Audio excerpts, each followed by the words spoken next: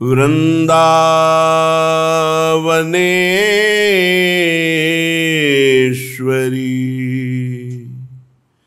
तवैव पदारविंदम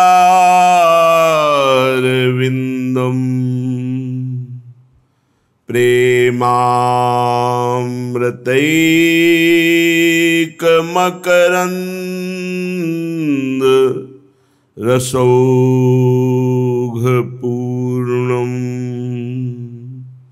हृद्यर्पितं मधुपतेः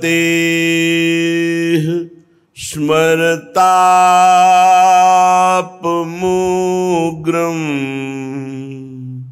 निर्वापयत् परमशीतल माश्रयामि परम शीतल माश्रयामि।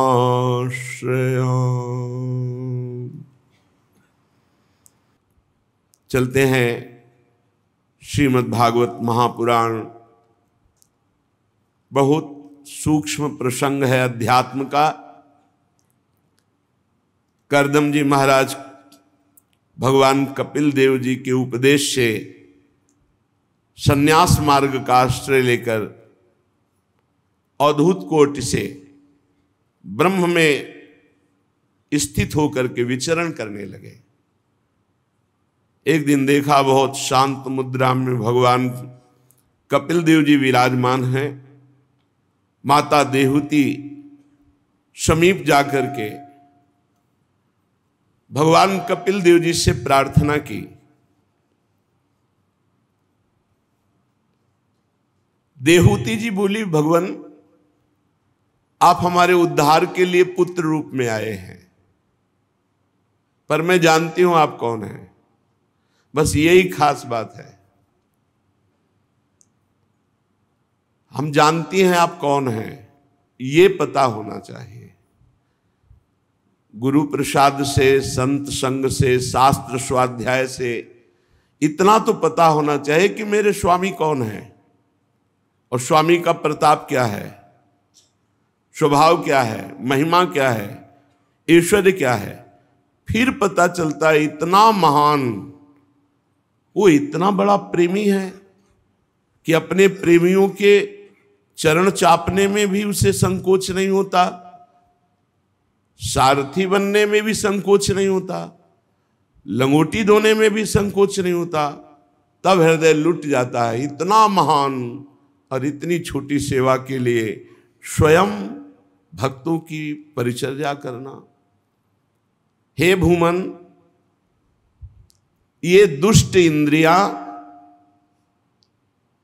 विषयों में भोगते भोगते इतना लंबा समय हो गया, ये ऊब ही नहीं रही। पर मैं ऊब गई हूं अब इंद्रियों को छूट देते देते। देख लो, भगवान की माताजी बनने का सौभाग्य मिला और महान योगी करदम जी की अर्धांगिनी और महान भगवत स्वरूप मनु जी की पुत्री। और इनको जो वैभव भोग मिला वो देवराज इंद्र के पास भी नहीं है, क्योंकि ये योग शक्ति के द्वारा प्राप्त भोगों को भोगा। कह रहे मैं ऊब गई, पर ये इंद्रियां दुष्ट कभी नहीं उबती। ये अनुभव लीजिए।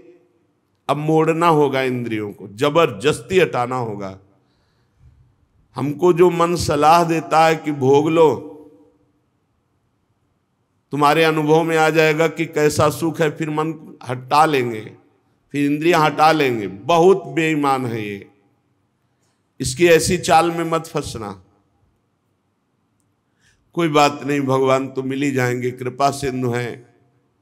अब ये भोग सामने उपस्थित है, भोग लेते हैं। बहुत बुरा फंस जाओगे। विषय चुगा जिन चुगय मन, चुगत कछुक सुख होए, फिर फांसी ऐसी लगे तेषम दुख ना हो। मान लो पक्षियों को दाना दिखाई देता है, जाल नहीं। ऐसे भोगी पुरुष को भोग सुख दिखाई देता है, उसका बंधन नहीं। महापुरुषों को बंधन दिखाई देता है, भोग सुख नहीं। इंद्रियों को चाहे जितना भोग दे दो, पूरे जीवन भर ये कभी तृप्त नहीं हो सकती, ऐसी दुष्ट हैं ये। ज्यों का त्यों वैसे नवीन उत्साह रखती भोग भोगने के लिए। धिक्कार है। किसी का ज्ञान काम नहीं करता, भगवान की ऐसी बलवती माया है। भाई एक बात काम करता है, शास्त्र आज्ञा का कभी भी उल्लंघन जो नहीं करता वो कभी भी माया में नहीं फंसता। शास्त्र संत गुरुदेव की आज्ञा में जो रहता है वो कभी माया में नहीं फंसता। और जो अपने को ज्ञानी और समर्थ समझकर थोड़ा भी उल्लंघन करेगा, फौरन फंसा लेगी माया। एक शब्द भी गुरुदेव की आज्ञा का उल्लंघन हुआ तो उतना ही माया फंसा लेगी। एक शब्द भी शास्त्र की आज्ञा का उल्लंघन हुआ तो उतना ही फंस जाओगे। जिसको माया मुक्त होना है तो अक्षरशः शास्त्र आज्ञा का पालन करो, नहीं फंस जाओगे। इंद्रियां बड़ी बलवान हैं, प्रमथन स्वभाव की हैं, वैसे ही बलवान उनका नेता मिल गया मन। तो 5 ज्ञानेंद्रियां और मन, ये मनमानी करके जीव को बार बार त्रास दे रहे, बंधन में डाल रहे, बार बार आवागमन के चक्र में डाल देते हैं। होश में उठो। सच्ची कह रहे हैं, अभी आप समझ नहीं पा रहे। बहुत दुष्ट है मन और इंद्रियां। इनके दुलार में फंस करके बहुत नीचा देखना पड़ता है और बहुत नीच गतियों को प्राप्त होना पड़ता है। एक जेलर आए थे बड़ी जेल के, वो कह रहे थे हमारे जेल में बहुत से ऐसे कैदी जो चिल्ला चिल्ला के रोते हैं कि हमसे मन और इंद्रियों ने ऐसा पाप करा लिया, मैं कभी नहीं करूंगा अगर एक बार मुझे छोड़ दिया जाए। बोले हमारे अधिकार में तो है नहीं कि छोड़ दूं, सजा हो चुकी। तो बोले उनको कैसे समझाऊं जो रो रो के दिन व्यतीत करते हैं। विचार कीजिए, मन और इंद्रियों ने ऐसी गलती करवा, कोई मित्र नहीं, कोई प्यार करने वाला नहीं। अगर तुम्हें लगता है कि विश्व में हमें कोई प्यार करता है तो धोखा। आखिरी में देख लेना, शब्द है हमारा, हम रहे ना रहे, शब्द तो अविनाशी है, पकड़ लो। कोई किसी को प्यार नहीं करता। अगर आप ये मानते हैं कि मुझे वो प्यार करता है तो अपनी वासना की पूर्ति के लिए आपको प्यार करता है, नहीं धज्जियां उड़ा देगा, तुम्हारी धज्जियां उड़ा देगा। रोगे, पैर पकड़ोगे, फिर भी तुम्हें कोई क्षमा नहीं करेगा। इसलिए भूल से भी मन और इंद्रियों की प्रेरणा से ऐसा कार्य मत कर देना जिससे जिंदगी बर्बाद हो जाए। ये बर्बाद कर देती है जिंदगी, इंद्रिया, मन। बड़ी मीठी मुस्कान से, मधुरता पूर्वक, पूर्ण समर्पण, ऐसा लगेगा कि भगवान ने हमारी साधना का फल दिया है, ऐसे माया आती है। और फिर चरणों में झुका के, रौंद के, नष्ट करके, रुला के, बर्बाद करके फिर जाते कि देख शास्त्र और गुरु की आज्ञा का उल्लंघन का फल, अब तू पूरे जीवन बर्बाद होकर बैठ, किसी काम का नहीं रह गया, जा रहे हो। ये बात नोट कर लो। अगर तुम्हें जीवन में भगवत प्राप्ति करना तो भजन बने ना बने, माया का स्पर्श मत कर लेना। गुरु आज्ञा, शास्त्र आज्ञा का उल्लंघन नहीं करोगे, पड़े रहोगे तो भगवत प्राप्ति हो जाएगी। हमारी बात सुन लेना। क्यों? भरोसे में हो श्री जी के। ऐसे हो क्या? साधारण नहीं हो, तुम असाधारण हो चुके हो। तुम भगवत संबंध से युक्त हो, तुम्हारा संबंध ब्रह्म संबंध हो चुका है। संबंध से तुम्हें भगवत प्राप्ति हो जाएगी, पर पड़े रहो। इधर उधर मन और इंद्रियों की, हाथ उठा के कहता हूं, मन और इंद्रियों की बात में मत लगना। ये इतनी नीच राक्षसी है, ये ऐसे फंसा देंगे कि आहा भी नहीं बोल पाओगे किसी से, उत्तर भी नहीं दे पाओगे किसी को, ऐसे नीच हैं। तो हे भगवान, मैं ऊब गई हूं, देहूति जी कह रहे हैं। देखिए इंद्रियां कितनी बलवान है, आगे प्रसंग में आएगा। एक गंधर्व गंगा जी में अप्सराओं के साथ विहार कर रहा है, जल के लिए आदमी विविध प्रकार। जमदग्नि जी की अर्धांगिनी रेणुका जी, वो संध्या का जल लेने गई थी। उन्होंने गंधर्व को और अप्सराओं को केली करते देखा, अच्छा लगा। बस वह केली अच्छी लगी, केवल देखने में रुचिकर लगी, कोई पाप वासना नहीं हुई। बहुत महामहिम है, वो भी भगवान की माता जी हैं, भगवद अवतार, उनके गर्भ से प्रकट हो रहे हैं भगवान परशुराम। जमदग्नि जी को विलंब हो गया संध्या के लिए, तब उनको ध्यान आया, वो भागती हुई आई। कहा विलंब कैसे? ग्रीवा झुका दी, ध्यानस्थ हुए, ध्यान में देखा, अरे ब्रह्म ऋषि की अर्धांगिनी और गंधर्वों की केली तुम्हें अच्छी लगी देखने में, और पुत्र बैठे थे, बोले काट दो गला इनका। पुत्रों की हिम्मत नहीं हुई, मां है। भगवान परशुराम जी समाधि से उत्थापन होकर बाह्य दशा को प्राप्त हुए, ऐसा लगा पिताजी याद कर रहे हैं। तुरंत उपस्थित हुए महान पितृभक्त, ग्रीवा झुकाई, पिताश्री, उनका माता का गला उतार दो। एक सेकंड नहीं लगा, भाइयों को मारो, एक सेकंड नहीं लगा, काट दिया। तुम्हारी सेवा से हम बहुत प्रसन्न हुए, वरदान मांगो, मेरी माँ और मेरे भाई वैसे ही जीवित हो जाएं जैसे थे, और उनको स्वप्नाभास भी ना हो, उनको स्मृति ही ना रहे कि मैंने काटा है। बहुत प्रसन्न हो, कहा तथास्तु, ऐसा ही हो। हम यहां जो माता देहूती जी भगवान की मां है, कपिल भगवान की, वो जो कह रही उस बात को समझो। ये दुष्ट इंद्रियां कभी भी विषयों से तृप्त नहीं हो सकती। मैं बहुत ऊब गई हूं, ये बात स्वीकार करना होगा। बहुत ही भयावह ये जगत है, बहुत ही दुष्ट स्वभाव का हमारा मन और इंद्रियां है। अगर हमारा भजन छूटा, शास्त्र और गुरु आज्ञा के विपरीत चले, तो ऐसी जगह फंसा देंगी कि रोते रहोगे, रोते रहोगे, कोई रास्ता नहीं। और फिर ये दुष्ट हमारे ही संग रहेंगी, ये मन इंद्रियां रहेंगी हमारे संग ही, बार बार पश्चाताप करेंगे, लेकिन फंसा देंगी। फिर फांसी ऐसी परे, तेषम दुख न कोई। जब बड़े बड़े महापुरुषों की इंद्रियों को माया खींच सकती है, तो हम तो साधारण जीव हैं, हमको बहुत सावधान रहना है। ऐसी जलन हृदय में तुम्हारे रात दिन रहेगी और शांत करके तुम्हें नरक भेज देगी।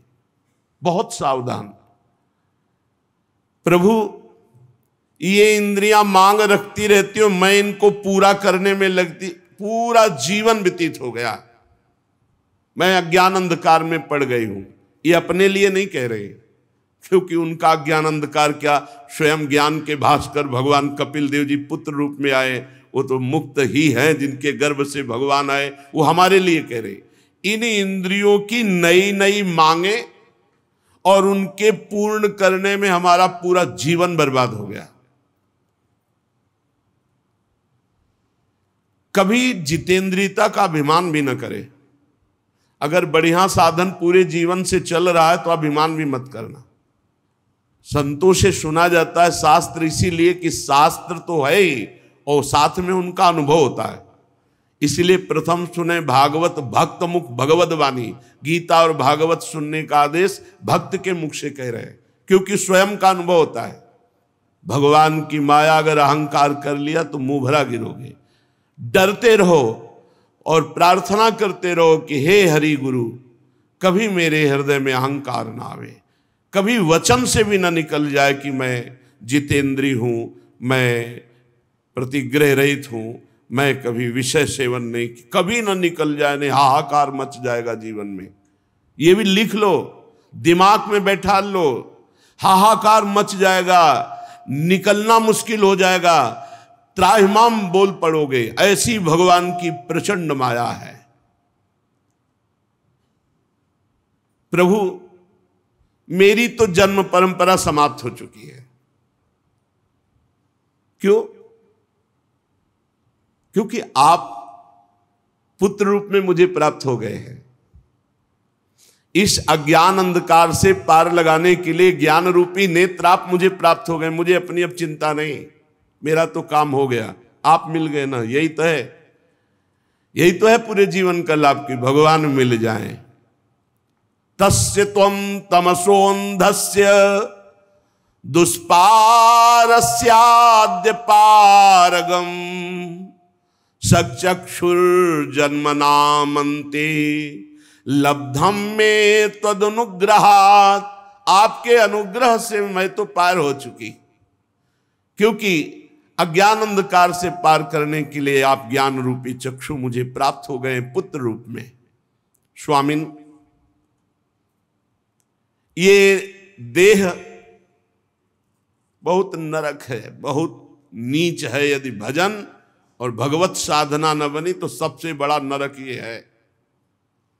ये कष्ट, वो कष्ट, ये चाह, वो चाह, ये नरक। अगर इससे सत्कर्म बना, परोपकार बना, सदाचरण बने, भगवत आराधना बनी तो धन्य है मानव जीवन। और अगर गंदे आचरण, गंदे विचार और गंदगी शरीर, तो नरक नहीं और क्या है। इसको महान माने हुए हम बैठे हैं। यदि ये भगवत सन्मुख है, भगवत आचरण हो रहे, परहित हो रहा, तो धन्य है। धन्य धन्य धन्य तेई जे इनके उपासी। जो प्रिया प्रीतम के उपासी वही धन्य, जो प्रभु के उपासी वही धन्य मनुष्य जीवन। नहीं तो नरक समझो, नरक। त्राहिमाम शरणागत रक्षक भगवान सबकी बुद्धि को शुद्ध करे, अपनी तरफ आकर्षित करे। नहीं तो प्रचंड माया। मरने जा रहे वृद्ध हैं, फिर भी वासना का अंत नहीं। क्यों? जीवन में भजन नहीं किया। गंदी से गंदी घृणित बातें दिमाग में, घृणित वही आचरण, घृणित वही विषय। प्रभु, ये देह, इसमें जो अहंकार हो गया है कि मैं हूं, बहुत ये दुर्गति कराने वाला है। और ये नष्ट होता केवल भगवान की कृपा से। प्रभु, ये जो अहंकार हो गया है कि देह मैं हूं, मैं पुरुष हूं, मैं स्त्री हूं, ये आपकी माया से हुआ है। और केवल आपसे ही दूर होगा। त्वया, आपके द्वारा। यो ग्रहो हम ममेति ते तस्मिन् योजितस्त्वया। ये जो हो गया है कि मैं स्त्री हूं, मैं पुरुष हूं, इस शरीर में मैं भाव हो गया है, ये आपकी माया के द्वारा कराया हुआ है। और आपसे ही हटेगा, सिर्फ आपसे हटेगा। मामेव ये प्रपद्यन्ते माया में ताम तरन्ति ते। बहुत आराम से समझना है। हम फंसे हैं, इन्हीं के फंसाए। खुल के बोल रहे हैं। सुन लो प्रभु वृंदावनाधीश्वर, सुनाई दे रहा होगा, माइक से कह रहे हैं आप। इन्हीं के फंसाए फंसे हैं और इन्हीं के छुड़ाए छुड़ेगा। हम चाहे हाथ पैर जितना मान ले। गोस्वामी जी कह रहे, मेरे बनाए ना बनेगी कोटि कल्प लो, आपके बनाए बनेगी पल पाव में। बहुत गुरु हैं, बहुत गुरु हैं। इन्हीं को पकड़ो। दूसरे के पास रिंच नहीं है। जिस बोल्ट से बंध गए हो उसकी रिंच ब्रह्मा के पास भी नहीं। रिंच है उन्हीं के पास, खुलोगे उन्हीं से। जिसने बांधा वही छोड़ेगा। किसने बांधा? बोले यो यो अवग्रहो हम ममेति ते तस्मिन् योजितस्त्वया त्वमर्हसि। आपने ही अपनी माया से मुझे बांधा और आप ही अपनी भक्ति और कृपा से मुझे छोड़ोगे। माता देवहूति जी कह, बढ़िया बात है। बहुत सुलझ के अगर हम ये सुनेंगे तो बहुत आनंद आ जाएगा। बंधे हम कहां हैं? आपकी माया से। मम माया दुरत्या, आप भी कह रहे हैं। खोलेगा कौन? तो देहूति जी कह रहे त्वया, आप ही खोलोगे। जिसने बांधा है वही मुक्त करेगा। तो हमें क्या करना है? जिसने बांधा है उसकी शरण में हो जाओ। मामे वे प्रपद्यन्ते माया में ताम तरन्ति ते, उन्हीं की माया ने बांधा है, वही मुझे माया मुक्त करेंगे। तो भगवान की शरण में हो जाए। प्रभु ये संसार वृक्ष काटने के लिए ज्ञान रूपी कुठार आप मुझे प्राप्त हुए हैं। मैं प्रकृति और पुरुष का ज्ञान प्राप्त करने की इच्छा से आपकी शरण में हूं। आप भागवत धर्म जानने वालों में सबसे श्रेष्ठ हैं, मैं आपको प्रणाम करती हूं। श्री मैत्रेय जी विदुर जी से कह रहे हैं कि इस प्रकार जब माता देहूति ने अपनी अभिलाषा प्रकट की, जो लोकों को परम पावन करने वाले मोक्ष मार्ग में अनुराग उत्पन्न करती है, भगवान कपिल देव जी ने बड़ी प्रशंसा की, प्रश्न की और मृदु मुस्कान से युक्त होकर बोले, माता जी यह मेरा निश्चय है। चिंता, शोक, भय, दुख, विषाद, जन्म, मृत्यु, इससे मुक्त होने का एकमात्र उपाय अध्यात्म मार्ग है, दूसरा नहीं है। माता जी ये मेरा निश्चित मत है। आनंदित होने के लिए, परम सुखी होने के लिए, चिंता, भय, शोक, जन्म, मृत्यु मिटाने के लिए एकमात्र अध्यात्म मार्ग है, अध्यात्म मार्ग। इसी में आत्यंतिक सुख है। आत्यंतिक सुख कहते हैं जहां बिल्कुल दुख नहीं है, जहां ये लौकिक न दुख है न सुख है, अखंड आनंद। हे मां, सब अंगों से संपन्न उस योग का मैंने पहले नारद आदि ऋषियों के सामने वर्णन किया। अब आपने इच्छा प्रकट की है तो मैं आपको सुना रहा हूं। चेतः खलवश्य बंधाय मुक्तये चात्मनो मतम गुणेषु सक्तं बंधाय रतम वा पुंसि मुक्तये। माता जी, जीव के बंधन का कारण क्या है? मन। और मोक्ष का कारण क्या है?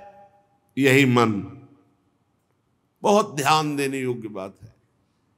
हमारे बंधन और मोक्ष का कारण क्या है? मन।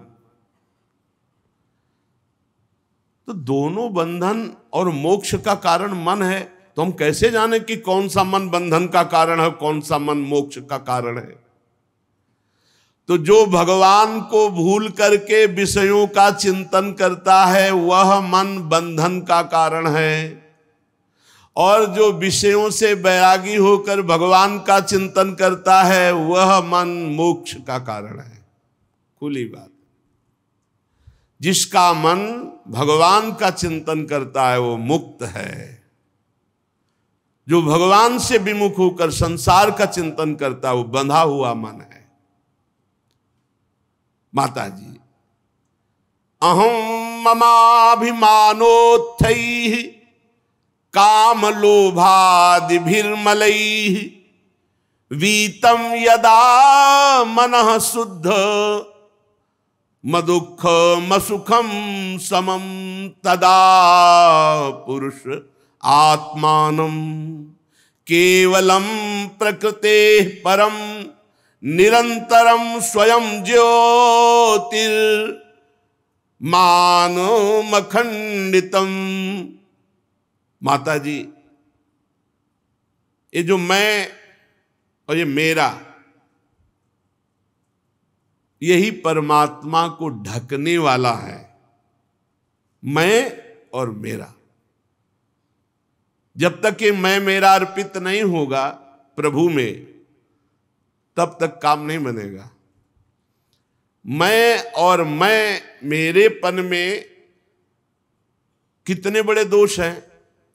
बोले काम, क्रोध, लोभ, अहंकार, ईर्ष्या, द्वेष, बहुत दोष ही दोष। किसमें? मैं और मेरे में। मैं स्त्री में, पुरुष में, विद्वान में, धनवान में, कुलवान, और ये मेरा, ये मेरा, ये मेरा। जब मन प्रभु में लग जाता है, निरंतर चिंतन, तो ये मैं मेरापन भूलने लगते हैं, विस्मरण होने लगता है।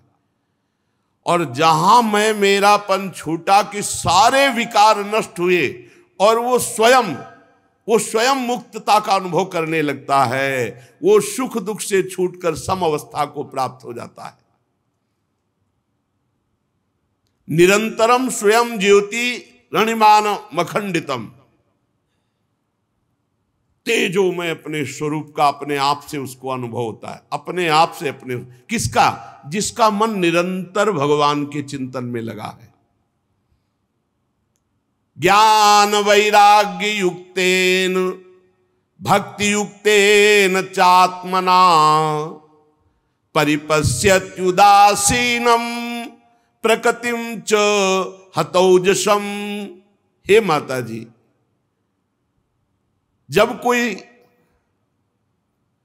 सत्संग के द्वारा, शास्त्र स्वाध्याय के द्वारा ये ज्ञान प्राप्त करता है कि जो मेरा मन व्यर्थ के भोगों की आकांक्षा करता है, व्यर्थ का चिंतन करता है, इसी को संभालने के लिए तो हमारा मानव जन्म हुआ है। और वो मन को संभालता है, अर्थात वैराग्यवान बनाता है। शास्त्र ज्ञान से वैराग्य, और वैराग्य से फिर ज्ञान। जो ज्ञान अभी हुआ ये ब्रह्मबोध हुआ, या भक्ति युक्तेन चात्मना। दो बातें बताई, या तो शास्त्र ज्ञान प्राप्त हुआ, फिर भोगों से वैराग्य, और फिर स्वरूप बोध, तो मुक्त हो गया, या सीधे तन मन प्राण सर्वस्व भगवान को समर्पित करके और भगवान का भजन करता हुआ। ये दोनों को यही अनुभव होता है कि ये माया शक्तिहीन है। जो भजनानंदी है उसके आगे कोई माया का पावर नहीं। जो बोध संपन्न महापुरुष, वहां माया है ही नहीं। लेकिन हम लोग जो बीच वाले हैं, न ज्यादा ज्ञानी और न ज्यादा ज्ञानी हैं, इन्हीं को थप्पड़ लग रहे हैं माया के। जैसे अभी एक दिन सत्संग में सुना था कि दो ही सुखी है, या तो एकदम जिसका फेल हो चुका है दिमाग, पागल, और या जो एकदम बोध संपन्न है। वो बीच के जितने सब पिस रहे हैं, थोड़ा ज्ञान, थोड़ा आकर्षण माया का। जो भगवत प्राप्ति के निमित्त भक्ति करता है, भक्ति युक्तेन चात्मना। तो क्या और कारणों के लिए भी भक्ति होती है क्या? हाँ, जैसे माला चलाया जाता है तो एक भजन के लिए भी माला चलाया जाता है, और एक दूसरे के नाश के लिए भी चलाया जाता है। मारण, मोहन, वशीकरण, उच्चाटन, बहुत तरह की भजन वृत्तियां हैं। हाँ, ऐसी वृत्तियां हैं। भजन का बड़ा प्रभाव है। अगर तामसिक मंत्रों का प्रयोग कर दे तो मतलब तत्काल मृत्यु हो जाए, अकाल मृत्यु हो जाए। मंत्र बल, अब पर अपना जीवन बर्बाद कर दिया ना, किसी का अहित कर दिया मंत्र बल से। जैसे यज्ञ होती भगवान नारायण की प्रसन्नता के लिए, लेकिन अविचार भी तो यज्ञ का होता है, दूसरों के नाश के लिए। जैसे सुदक्षिण कर रहा था काशी में बैठा हुआ द्वारिकाधीश के लिए, बहुत ऐसे हैं। जो भक्ति केवल भगवत प्राप्ति के लिए होती है, उसी का यहां भाव वर्णन कर रहे हैं कि या तो ज्ञान और ज्ञान से वैराग्य और वैराग्य से बोध, और या फिर सर्वात्म भाव से भगवान में समर्पित होकर श्री हरि की प्राप्ति के लिए भक्ति। भजन केवल भगवत प्राप्ति के लिए, ना संकट निवृत्ति के लिए, ना अर्थ प्राप्ति के लिए, ना किसी को दुख देने के लिए। ये बड़े बड़े साधकों में चूक हो जाती कि अपने भजन का प्रयोग दूसरे के अनिष्ट करने में कर देते। जैसे हमारे मन के प्रतिकूल आप चले तो जबान से तो नहीं बोले, बहुत संभाल लिए, शरीर से भी आपको पीड़ा नहीं पहुंचाई, लेकिन भजन करते हो मन से सोच, हो गया प्रयोग, हो गया, क्योंकि पावर है, भजन है। वो भजन जाकर के उसे नष्ट करेगा, उसको पीड़ा पहुंचाएगा, उसको बाधा पहुंचा देगा, क्योंकि भजन बल है। क्या भजन बल का प्रयोग जो आपने किया तो उससे वो सुधर जाएगा क्या? उसको दंड भले दे दिया तुमने, लेकिन तुम्हारा पतन हो गया ना। अब आगे भजन में रुचि होगी और भजन का दुरुपयोग किया, इसलिए इस कर्म का फल तुम्हें मिलेगा। भजन का दुरुपयोग किया, इस कर्म का फल तुम्हें मिलेगा। अशांति, बंधन, बहुत संभल कर। इसलिए मन से भी किसी का मंगल न चाहे। प्रभु चाहे कृपा करे, चाहे शासन करे हमारे ऊपर या आपके ऊपर, हमारा अधिकार नहीं, हम दास हैं। हमारा अधिकार आप पर कृपा करना नहीं और दंड देना नहीं, हमारे स्वामी के। हम तो बिके हुए दास हैं। स्वामी चाहे अनुग्रह करे या चाहे निग्रह करे, दंड दे या कृपा करे, स्वामी अपने मंत्र बल से नहीं। इसीलिए आप देखो ब्रजमंडल के जितने सिद्ध महापुरुष मिलेंगे सब बड़े दैन्य मिलेंगे।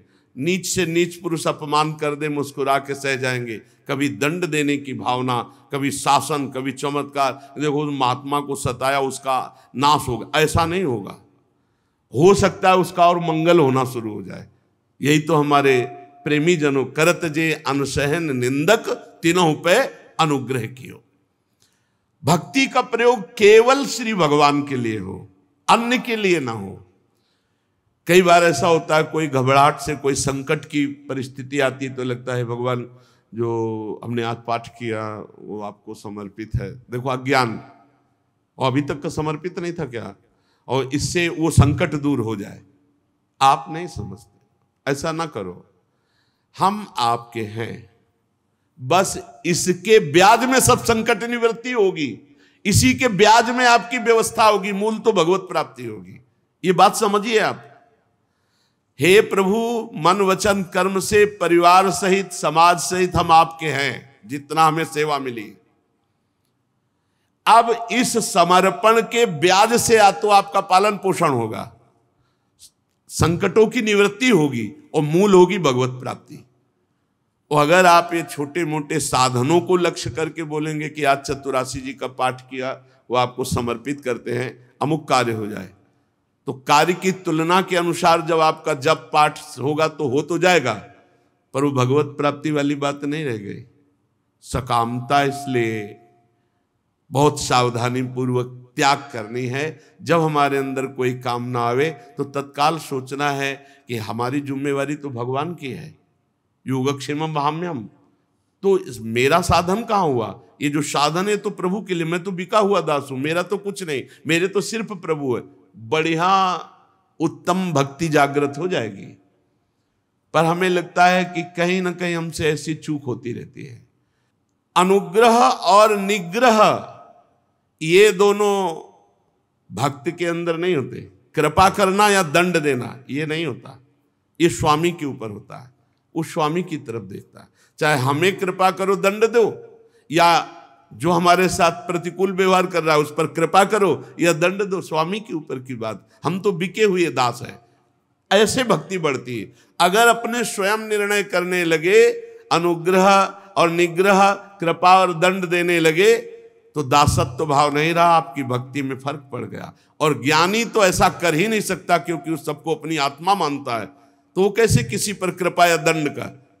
करुणा और मैत्री ये नहीं, कृपा और दंड देना ये ज्ञानी में नहीं, क्योंकि द्वैत है ही नहीं। और भक्त में इसलिए नहीं कि वो बिका हुआ है भगवान के, दोनों में ये बात नहीं होती। तब उसके सामने मंगलमय मार्ग प्रकाशित होता है भगवत प्राप्ति का। विवेकी जन, बहुत ध्यान देने, बहुत अमृतमय प्रसंग है। विवेकी जन, महापुरुष जन कहते हैं कि संग या आसक्ति यही दुर्गति प्रदान करती है। संग या आसक्ति ये आत्मा का अच्छेद्य बंधन है। बहुत सूक्ष्म विषय है, साधारण लोग साधारण भाव में ना ले जाएं। पूरा जीवन जब व्यतीत होता है वैराग्य से, फिर कोई थोड़ा भी प्यार करता है तो चिंगारी की तरह कहीं ना कहीं कुछ बकाया रहता है, लगता है मेरा कोई है। बस समझ लीजिए कि ये वो है जो पूरे जीवन के परिणाम में गुणा लगा देने वाला है। बहुत समझ लेना, अगर समझ पाओ ना समझ पाओ तो भगवान कृपा करेंगे, आगे समझा देंगे। जैसे चक्रवर्ती सम्राट ऋषभदेव भगवान के पुत्र पुत्रियां, राजरानी, वैभव, सुख, भोग सब छोड़ा भगवान के लिए। बहुत काल तक गंडकी नदी के किनारे भजन किया। थोड़ा हिरन के बच्चे में, और वो कोमल कोमल सींगों से ऐसे खुजलाता ना, तो जैसे राजकुमार गोद में हो ऐसे हिरन के बच्चे को लेकर छाती से लगाते और वत्स तेरा मंगल हो। मतलब छुपा हुआ राग पुत्र पुत्री और परिवार का पूरा हिरन पे आ गया, वो अगला जन्म हिरन का हो गया। पूरे जीवन में हमारे प्रिय शब्द केवल भगवान के लिए रहे। जीवन में मैं और मेरा ना आने पावे। मैं ना, मेरा ना, मैं नहीं मेरा नहीं, ये दो शब्द रहे। बहुत कठिन है, मैं नहीं और मेरा नहीं, ये बस आराम से समझना है, यही हमारा बंधन है। लेकिन यही जब संग या आसक्ति संत महापुरुषों के प्रति हो जाती तो मोक्ष का खुला द्वार हो जाता है। आसक्ति संत महापुरुषों से, मेरे प्राण, मेरे जीवन धन, मेरे सर्वस्व। जैसे एक कामी पुरुष कामिनी में आसक्त, ऐसे गुरुदेव में आसक्त, ऐसे संत में आसक्त। यहां भगवान कपिल देव जी कह रहे हैं, प्रसंग मजरम पास्मात्मनः कवयो विदुः शैव साधु सुकृतो मोक्ष द्वारम अपावृतम। ये संग या आसक्ति यही बंधन का कारण है, और यही संग या आसक्ति जब संत महात्मा से हो जाती है तो मोक्ष का खुला हुआ द्वार। लेकिन हमने देखा संत से आसक्ति नहीं होती, संत से अपनी वासना पूर्ति की आसक्ति होती है। संत से आसक्ति यहां जो कही जा रही उसको ऐसा ना मान लिया जाए जैसे कि भाई संत से प्यार कर रहे हो या संत से सुख लेने की वृत्ति से प्यार कर रहे हो। वैभव, आशीर्वाद, वासना की पूर्ति, संत से प्यार मतलब उनकी आज्ञा पर चलना, मतलब उनके हुक्म पे प्राण त्याग देना, बहुत बड़ी बात है। संत महात्मा में आसक्ति हो जाना, आसक्ति हो जाना बहुत बड़ी बात है। कभी भी किसी भी शरीर विपरीत आकर्षण पर एकांत में संभाषण, मिलना जुलना, बातचीत बिल्कुल नहीं। हमारी बात मान लेना, नहीं जिंदगी में पछताओगे। संतों से उनके अनुभव सुने जाते हैं। यह आसक्ति केवल संत महापुरुषों से। अब बहुत बड़ी बात कह दी कपिल भगवान ने कि सीधा मोक्ष द्वार है, अगर संतों से आसक्ति हो गई तो मुक्त हो गए। अब वो संत कैसे हो जिनसे आसक्ति भगवत प्राप्ति करा देगी, तो आगे वर्णन कर रहे हैं। तितिक्षवः कारुणिकाः सुहृदः सर्वदेहिनां अजात शत्रवः शान्ताः साधवः साधु भूषणाः मयि अनन्येन भावेन भक्तिं कुर्वन्ति ये दृढ़ां मत्कृते त्यक्त कर्माणस् त्यक्त स्वजन बांधवाः मदाश्रयाः कथामृष्टाः शृण्वन्ति कथयन्ति च तपन्ति विविधास्तापा नैतान् मदगत चेतसः त एते साधवः साध्वी सर्वसंग विवर्जिताः संगस्ते स्वथ ते प्रार्थ्यः संग दोषहराहिते शतां प्रसंगान् मम वीर्य संविदो भवन्ति हृत्कर्ण रसायनाः कथाः तज्जोषणादास्वपवर्गवर्त्मनि श्रद्धा रतिर्भक्ति रनुक्रमिष्यति। पहला लक्षण जो सहनशील हैं साधवा, कैसे बोले तितिक्षवा, जो बहुत सहनशील हैं। संत की पहचान जिनकी आसक्ति मात्र से भगवत प्राप्ति हो जाएगी, जो सहनशील हैं। कई संतों को देखा, उस दिन तो बार बार प्रणाम मन कर रहा था। संत थे तो अरुण भगवा वस्त्र धारण के सब्जी मंडी में सब्जी मांग रहे थे, तो एक आदमी रजोगुणी वेश पैंट शर्ट से थप्पड़ मारा सामने से उनके गाल में। वो 60-65 वर्ष के दो महात्मा एक साथ, झोली टांगी हुई थी, सब्जी मौन ऐसे झोली ऐसे फैला दी, कोई एक परवल डाल दिया, कोई एक आलू डाल दी, कोई ऐसे हाथ जोड़ दिए। अलग अलग भाव के लोग थे। वो उतरा गाड़ी से, कुछ नहीं बोले तो उसको और जिद चढ़ गई, लात मारा उसने सामने से पीछे से दोनों महात्माओं के, लेकिन उन्होंने मुड़कर नहीं देखा। हम बार बार उनकी इस वृत्ति को देख के हृदय शीतल होता, प्रणाम करते रहे कि आप जैसे महात्माओं से ये जगत पावन होता है। ये गुप्त रूप से विचरण करने वाले अवधूत शिरोमणियों, आपके चरणों से तीर्थी कुर्वन्ति तीर्थानि। आप जैसे महात्मा जब तीर्थों का स्पर्श करते हैं तो उनमें तीर्थत्व आ जाता है। सबसे पहली पहचान साधु की तितिक्षवा, सहनशील। बहुत कठिन है सहनशीलता। उपदेश कर लेना, सुन लेना सरल है, लेकिन जब कोई अपमान करता है उस समय सहना। अपमान तो इतना भी, भरी बाजार में थप्पड़ मार रहे हो, महात्मा हेर भी नहीं रहे। क्या स्थिति है। मतलब एक बार तो बनता है ना कि एक दो लात थप्पड़ के बाद देखना कि ये भाई क्या है, क्या है, देव या ना देव, मतलब आप मार क्यों रहे हो। इतना तो प्रार्थना। वो बोले भी नहीं, देखे भी नहीं, और क्रिया भी नहीं बंद की। अगली दुकान में फिर जाके वैसे झोली फैला दी। प्रणाम है ऐसे महापुरुषों को जो तितिक्षवा, बड़े सहन। प्रकृति सर्दी गर्मी बरसाते और मनुष्य के द्वारा दी हुई प्रतिकूलता। दूसरा कारुणिकाहा, बड़े दयालु स्वभाव के। इसी का दुरुपयोग होता है। कभी कभी संतों की दया का दुरुपयोग लोग करते हैं। इसीलिए उड़िया बाबा ने कहा है, दया बिना साधु कसाई, और दया करी तो आफत आई। पक्का एक बार करें, सैकड़ों बार का अनुभव है। अब दया न करे तो साधु कैसा।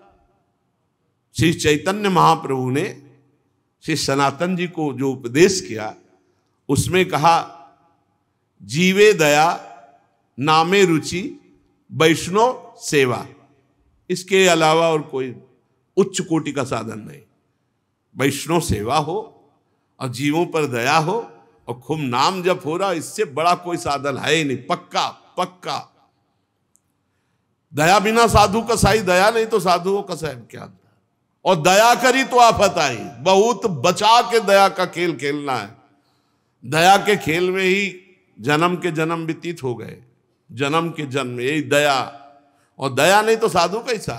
कारुणिकाहा, दया तो करनी है, पर दया संभाल के करनी है। जैसे पानी में डूबे हुए आदमी को निकालने के लिए भावावेश में कूद मत जाना, नहीं तो कई मर गए।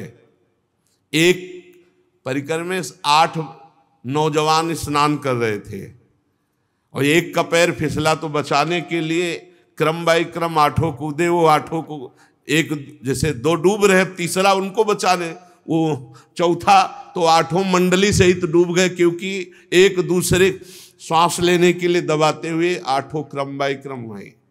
निकालने वाला इतना प्रवीण होना चाहिए कि सहारा दिया जाता है, नाम वाणी लीला धाम इसका सहारा दिया जाता है और दूर आ जाता है। पर दूर रह करके वो सहारा पकड़ नहीं पाता है, तो लगता थोड़ा जैसे जमीन पे गिरा हुआ हो तो उसे वैसे ही झुक के गिर के उठाया जाता है। तो गिरने वाला ये ना समझे कि ये गिरा है, नहीं, वो तुम्हारे उठाने के लिए झुका है, लेकिन भ्रम ये हो जाता है कि ये मेरी क्वालिटी का क्योंकि गिरा है, बस वही चूक हो जाती है। साधु को साधु ना समझ करके अपने समान समझ लिया जाता है, तो उनकी दया का दुरुपयोग होता है। कारुणिकाहा, दया तो करनी पर बहुत संभाल के करनी है। ये जीवन भर ध्यान रखो, तुम्हारी भाव में कभी मृदुता ना आने पावे। भाव में थोड़ी सिकुड़न बनी रहनी चाहिए। जब किसी से बात करो उसको लगना चाहिए ये ज्यादा बात करोगे तो गुस्सा ही आने वाली है, बच जाओगे। हम जो आपको बता रहे, वाणी जी जो कह रही वो सिद्धों की बात कह रही, साधकों की नहीं। साधकों को हंस बोले बहुमान दे में नहीं आना। करुणा तब स्थिति जब भगवान तुम्हारे नेत्रों में सामने दिखाई दे रहे हो, तब हमें लगता, नहीं तो तब तक चुपचाप साधन में लगो, ज्यादा दया वाले मार्ग में ना जाओ, नहीं तो बहुत ही गड़बड़ हो जाता है। बहुत विचित्र दया है। इस दया रूपी फांसी से भी बचो।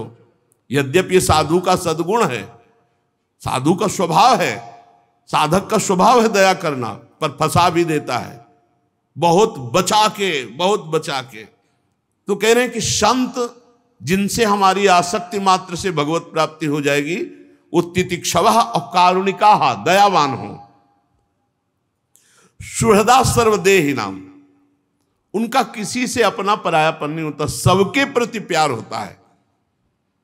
पर जो जितना समर्पित होता है वो उसी प्यार को समझ पाता है। जैसे भगवान कह रहे हैं, सब मम प्रिय सब मम उपजाए, सब मेरे प्रिय सब मेरे उपजाए हुए, सब पर मोर बराबर दया। पर जो भगवान का भजन करते हैं, आश्रित है, वही उनकी कृपा और दया को समझ पाते हैं। ऐसे ही भगवान के जो प्रेमी संत जन होते हैं अहेतुकी दयालु होते हैं, पर जो उनकी आज्ञा का पालन करता है, उनके अनुसार चलता है, वही उनकी कृपा और दया का भाजन बनता है। अजात शत्रवः, भगवत प्रेमी महात्माओं का कोई शत्रु नहीं होता। एक बार ढूंढी घाट है, वहां के महाराज जी श्री स्वामी आत्मा प्रकाश जी महाराज, हनुमान जी का ऐसा वैभव है,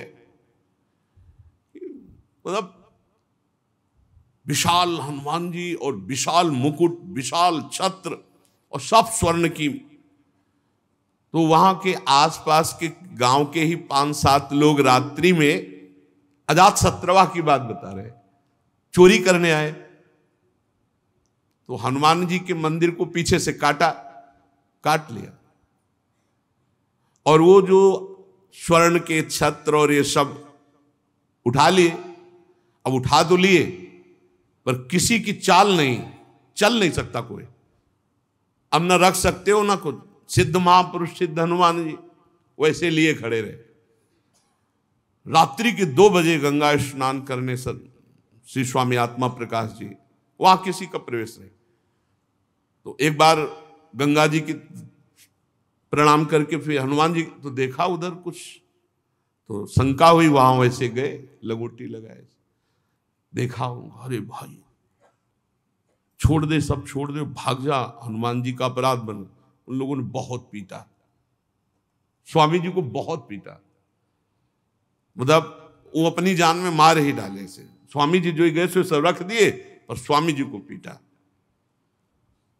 अब जब सुबह हुआ जो नित्य सेवा, वो जब देखा ऐसा सब बड़े बड़े अधिकारी कानपुर के, स्वामी जी आप बता भर दीजिए, थोड़ा सा बता दीजिए। और स्वामी जी को पूरा पता था।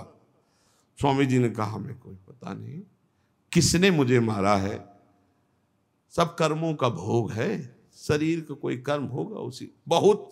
और कृष्ण शरीर तपस्वी, अजात शत्रवा, भगवान के प्रेमी जन, भगवान के संत जन कभी किसी को अपना शत्रु नहीं मानते कि वो तप बल के द्वारा या किसी समाज बल के द्वारा या पदाधिकारी बल के द्वारा उसको दंड दिलवा दे। जिनका शत्रु हुआ ही नहीं सृष्टि में, उसे अजात शत्रु कहते हैं। अपने यहां सेवक वाणी में लिखा है, हरिवंश नाम लीन जे अजात शत्रु ते सदा। जो नाम में निरंतर लीन है उनके हृदय में शत्रुता रहती ही नहीं, पूरे विश्व में उनका कोई दुश्मन नहीं होता, भले उनसे कोई दुश्मनी माने, नहीं होता। अजात शत्रवा। और शांताः, सबसे पहला भाव है अपने यहां शांत भाव, शांत, दास्य, सख्य, वात्सल्य, गोपी भाव, सहचरी भाव, शांत भाव। शांत वही है जो हर स्थिति में शांत रहे। द्वंद्वों में समता ही शांति है। सेवक जी महाराज सेवक वाणी में, शत्रु मित्र सम जानी, मान मान अपमान सम, दुख सुख लाभ न हानि, यह है शांत भाव। शत्रु मित्र में समान भाव, मान अपमान में, निंदा स्तुति में, लाभ हानि में, सुख दुख में शांत, किसी भी स्थिति में अशांति नहीं, शांत किसी भी स्थिति में। बड़ा कठिन बात है, कह तो गए निंदा स्तुति में कुछ नहीं। सामने से जब कोई गाली देता है ना और निंदा करता है ना, फिर हृदय में बिल्कुल कुछ नहीं होना चाहिए। जैसे हमारे सामने कोई दूसरी भाषा में हमें गाली दे तो हमें कुछ नहीं होगा, क्योंकि हम समझते नहीं क्या बोल रहा है। जब हमारी भाषा में हमको गाली दे और हम समझते हुए भी हमारे हृदय में कोई परिवर्तन न हो, कोई क्षोभ न हो, कोई स्थिति न भी, बड़ा कठिन बात है। ये तभी हो सकता है जब भगवान की कृपा प्रसाद से द्वैत भाव मिट गया है, सब में ब्रह्म भाव, भगवत भाव, तभी शांत भाव की स्थिति होती है। तो भगवान के जो प्रेमी संत जन वो शांताः, और कह रहे हैं कि साधवा साधुभूषणाः। साधु का एक स्वभाव होता है जो बहुत सरल होता, छल कपट नहीं होता। पर छल कपटी लोग उनके स्वभाव को कपट ही समझेंगे। उनका सरल स्वभाव, न मन कुटिलाई, कुटिलता नहीं होती, सरल स्वभाव होता है। साधवा साधुभूषणाः, सरल स्वभाव और दूसरों का सम्मान करना, ये संतों में स्वाभाविक स्थिति होती है। सहनशील, दयालु, समस्त देहधारियों के अकारण हितैषी, किसी के प्रति शत्रु भाव न रहना, शांत स्वभाव, सरल स्वभाव, दूसरों का सम्मान देने का स्वभाव। और खास बात, मयि अनन्य भावेन भक्तिम कुर्वन्ति ये दृणाम, जो मेरे में अनन्य होते हैं, स्वप्न में भी किसी और की आशा नहीं, एकमात्र प्रभु की। प्रभु से एक प्रार्थना किया जाए नित्य तो बहुत जल्दी लाभ मिलेगा। हे प्रभु, मन वचन कर्म से मैं आपका सेवक हूं, अब मेरे मन और इंद्रियां आपके विपरीत जा रहे हैं, तो नाथ आप हमें ऐसी सामर्थ्य दो कि मेरा मन, मेरी इंद्रियां आपकी तरफ जाएं, आपके सिवा किसी की तरफ ना जाएं। प्रभु शरणागत रक्षक हो, आप हमारी रक्षा करो। हमारी इंद्रियां, हमारे मन गलत मार्ग में जा रहे हैं। नाथ, कहीं अविश्वास ना पैदा हो जाए, इनके द्वारा रचे हुए षड्यंत्र में कहीं मैं फंस न जाऊं। प्रभु कृपा करो। रोज 1-2 मिनट तो प्रार्थना करनी ही चाहिए।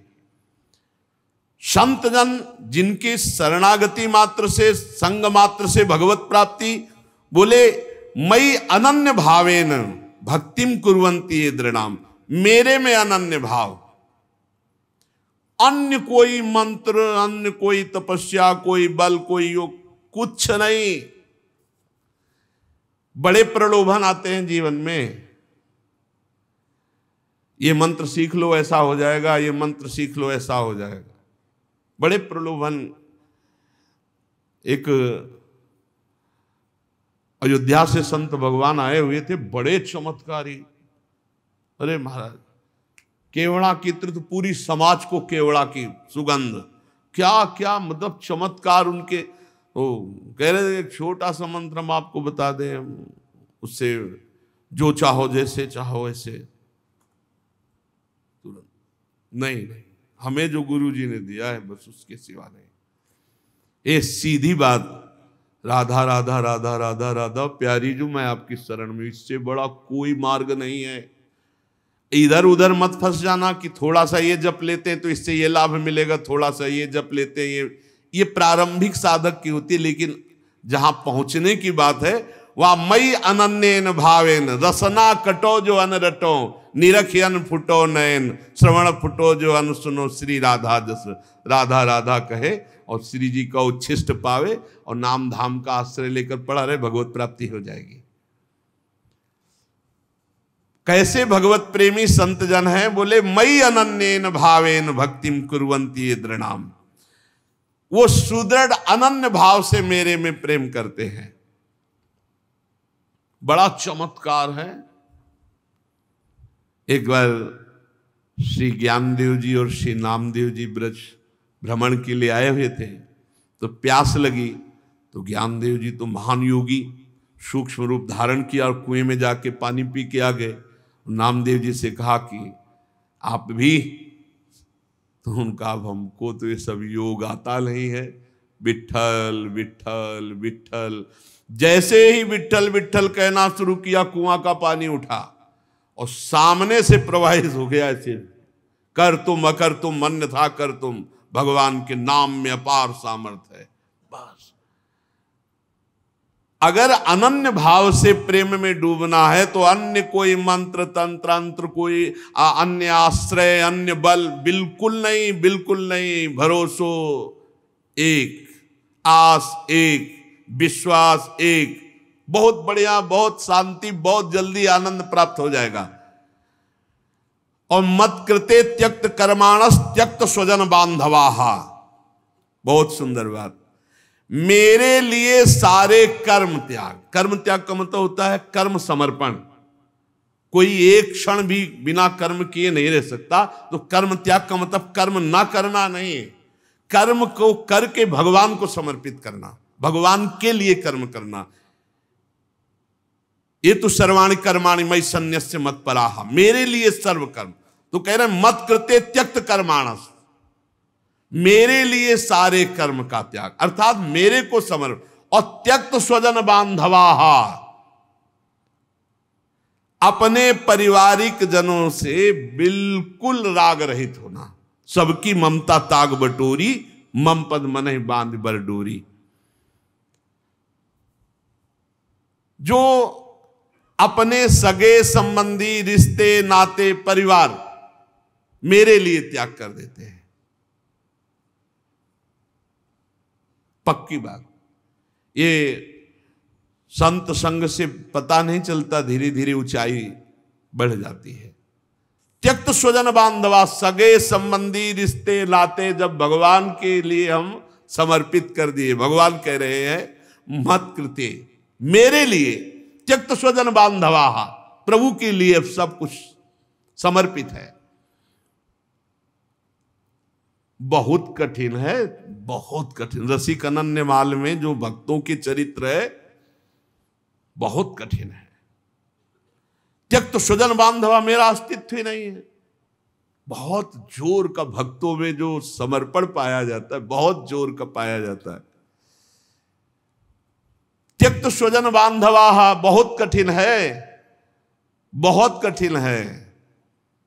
ये अंदर की बात है। इसीलिए भगवान ने गोपी जनों से कहा, जो सगे संबंधियों की बेड़ियों को बड़े बड़े योगी यति नहीं तोड़ पाते, मेरे लिए तुमने उनका त्याग किया, मैं तुम्हारा ऋणी हूं। श्री भगवान गोपीजनों से कहते हैं, आई ब्रजनारी सुनत बंसीरो, गृहपति बंधु बिसारे, दर्शन मदन गोपाल मनोहर, मनसिज ताप निवारे। और मदाश्रया, वो केवल मेरे आश्रित रहते हैं, किसी और का आश्रय नहीं। प्रायः जब कोई पदाधिकारी या बड़े जन आते हैं ना, तो एक कार्ड निकालते हैं और ऐसे देते हैं। ये लोग पूछते क्या है, बोले कभी जरूरत या कभी कुछ भी आपके हम काम आवे तो होता डाल लो अपनी जेब में, डाल, निकलो बाहर निकलो, चलो। मदाश्रया। एक बार सदगुरुदेव भगवान से किलजी लिया रहे थे, छोटी कुटिया मोहनलाडली कुंज में जब रहते थे, तो कहा नंबर लिख के दिया, तो कहा महाराज जी का ये क्या भैया? बोले नंबर है। बोले क्या करेंगे? बोले कभी जरूरत हो तो फोन लगा देना। बोले हाँ, अभी तक जरूरतें आपसे ही पूरी होती, ले चलो। हमसे कहा इसको कभी घुसने मत देना कहा इसको कभी घुसने मत देना यार। मदाश्रया, भगवदाश्रित, अन्य आश्रय नहीं। ये उन संतों के जिनके संग मात्र से भगवत प्राप्ति हो जाएगी। मदाश्रया।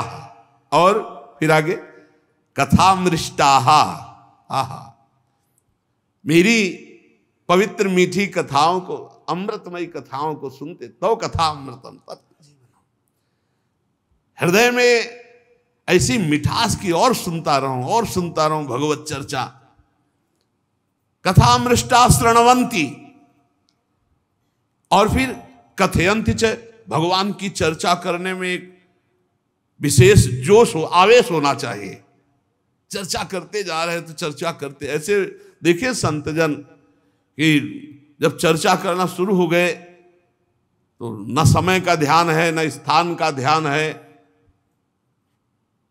महाराज जी अच्छा, तो फिर आगे फिर शुरू हो गए, 3-4 बार प्रार्थना करने, अच्छा नहीं तो भगवत आवेश, भगवत चर्चा व्यसन, भगवत चर्चा का व्यसन। कथामृष्टा श्रणवंती कथयंती च, मेरी कथा श्रवण में और कथन में उनका बड़ा अनुराग होता है संत जनों का। और तपंती विविधास्तापा नैतान मदगत चेतसा,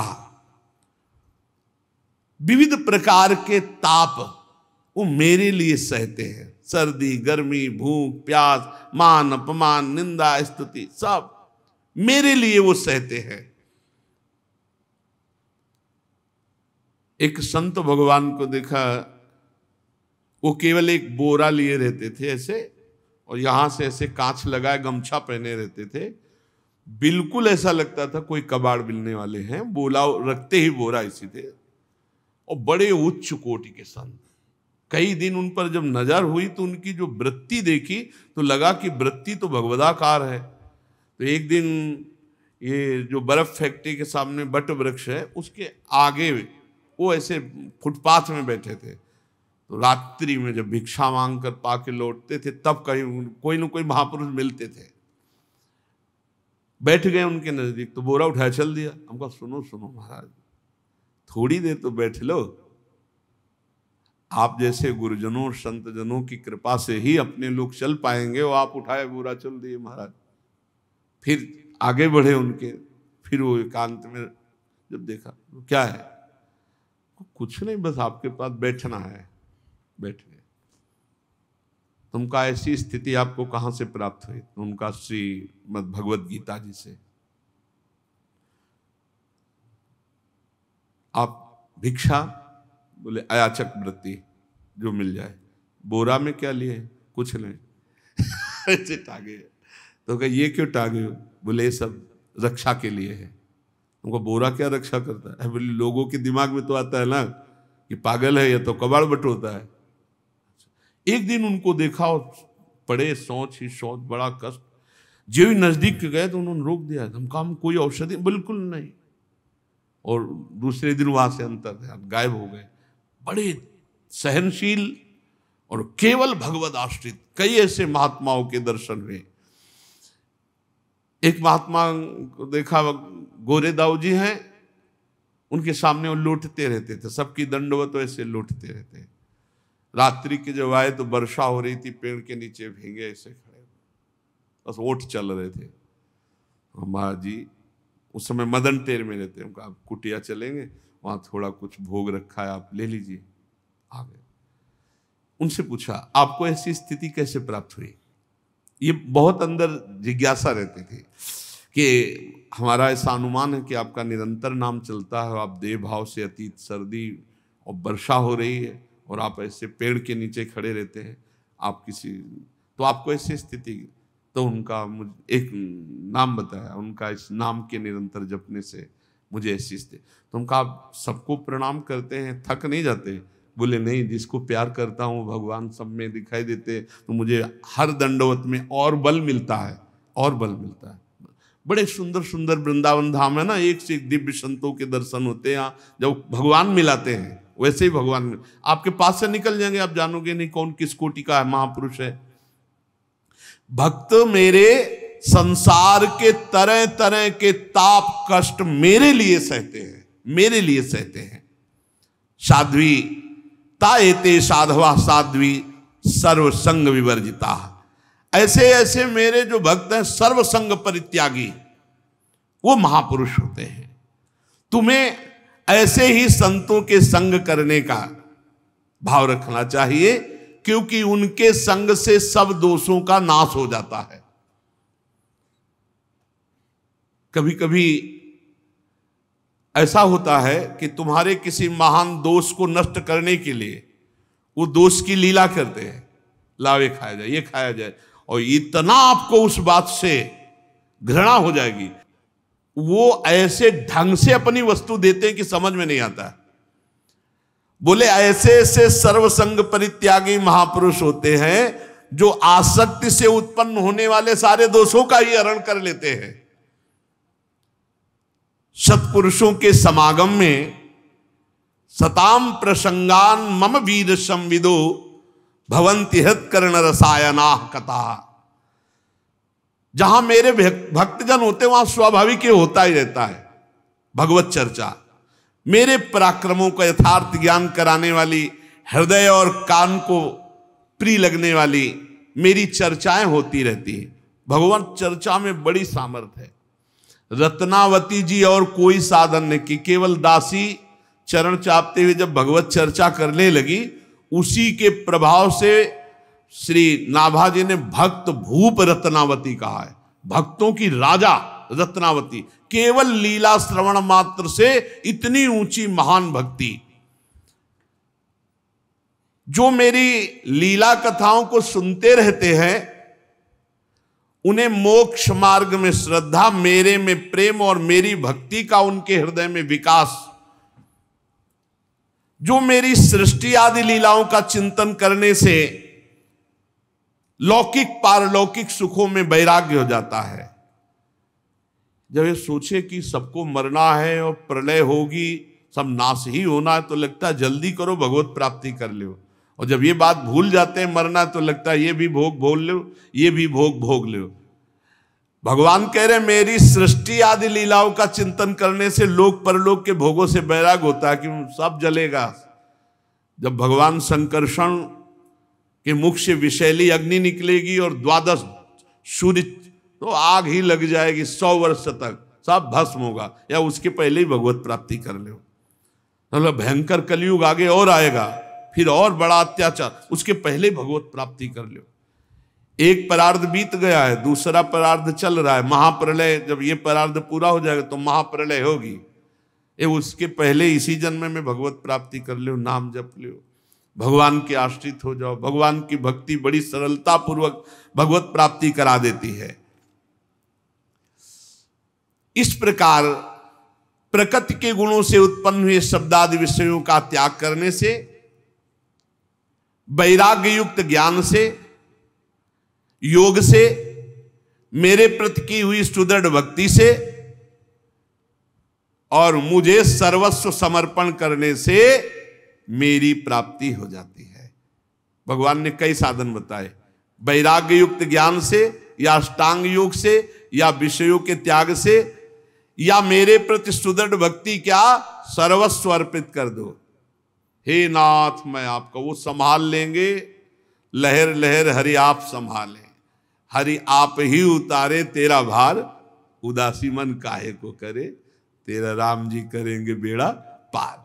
पक्का विश्वास कर लो, भगवान के भरोसे हो जाओ, सब संभाल लेंगे। अपने तो कह रहे हैं, हम बार बार कह रहे हैं, अपने कुछ कर सकते हैं तो बिगाड़ कर सकते हैं और कुछ नहीं कर सकते। हम तो अपनी बात कहते हैं, आप अपनी जानो। अगर हमको कहा जाए कि तुम क्या कर सकते हो, तो हम बिगाड़ कर सकते हैं। स्वामी हरदास जी भी महाराज कह रहे हैं, मोह सोना बिगाड़न को तो सोना संवारन को। संवार सकते हो तो प्रभु आप संभाल सकते हो, और कहो तुम करो तो तोड़ फोड़ जरूर कर सकते हैं। आपके विधान में तोड़ फोड़ कर सकते हैं, हम तो उपद्रव कर सकते हैं, संभाल आप सकते हो। अब संभालना पक्की बात है, उपद्रव हमारी तरफ से होगा और संभाल आपकी।